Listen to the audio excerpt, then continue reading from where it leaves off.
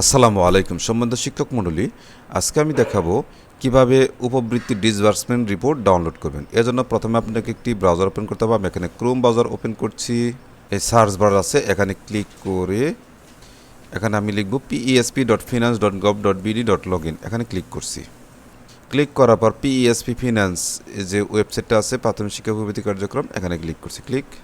Click করার সাথে সাথে এরকম একটা পপ আপ আসবে। এখান থেকে দেখুন ইউজার নেম, এখানে প্রধান শিক্ষক মোবাইল নাম্বার, এখানে পাসওয়ার্ড, এখানে ক্যাপচা দিবেন, এই নিচেরগুলো। এরপর লগ ইন করবেন। আমি এগুলো দিয়ে নিচ্ছি, আপনারাও দিয়ে নেবেন। আমার লেখা শেষ। এরপর লগ ইনে ক্লিক করছি। ক্লিক করার সাথে সাথে দেখুন আপনার মোবাইলে একটি ওটিপি প্রেরণ করা হয়েছে, অর্থাৎ প্রধান শিক্ষকের মোবাইলে। আমার ওটিপি চলে এসেছে। আমি ওটিপি লিখলাম। লেখার পর এই যাচাই করুন, এখানে ক্লিক করছি।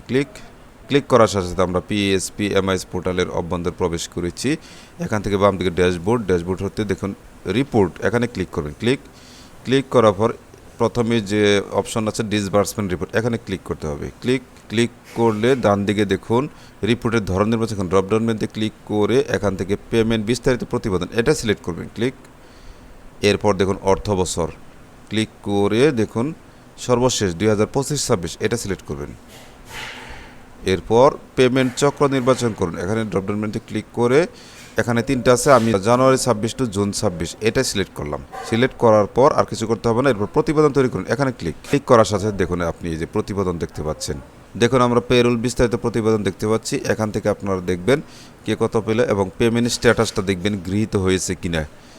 ডান দিকে সর্বশেষ কলামে দেখা আছে গৃহীত। এরপর আপনি কি করবেন, এটা সেভ করে তারপর এটা প্রিন্ট করে বিদ্যালয়ে সংরক্ষণ করবেন। এজন্য ডান পাশে দেখুন যে প্রিন্টার যে আইকন প্রিন্টের, এখানে ক্লিক করবেন। ক্লিক করার সাথে সাথে এরকম একটা অপশন আসবে, দেখুন সেভ অ্যাজ পিডিএফ, এই অবস্থায় রেখে এখানে নিচে সেভে ক্লিক করবেন।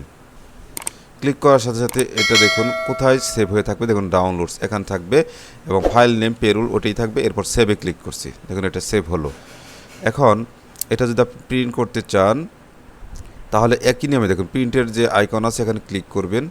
ক্লিক করার পর দেখুন ডেস্টিনেশন, এখানে ড্রপডাউন মেনুতে ক্লিক করে দেখুন এখান থেকে আপনার প্রিন্টার সিলেক্ট করুন। দেখুন আমি ব্রাদার সিলেক্ট করলাম। সিলেক্ট করার পর নিচে দেখুন প্রিন্ট অপশন আছে, এখানে ক্লিক করলেই এটা প্রিন্ট হবে। আমি ক্লিক করলাম, দেখুন এটা প্রিন্ট হলো। তো এভাবে আপনি আপনার উপবৃত্তির ডিসবার্সমেন্ট রিপোর্ট সেভ করে এবং প্রিন্ট করতে পারবেন। আশা করি বুঝতে পেরেছেন। ভিডিওটি যদি একটু হেল্পফুল হয়ে থাকে তাহলে অবশ্যই একটি সাবস্ক্রাইব করবেন। এই আশাবাদ ব্যক্ত করে আজকের মতো এখানেই শেষ করছি। আল্লাহ হাফেজ।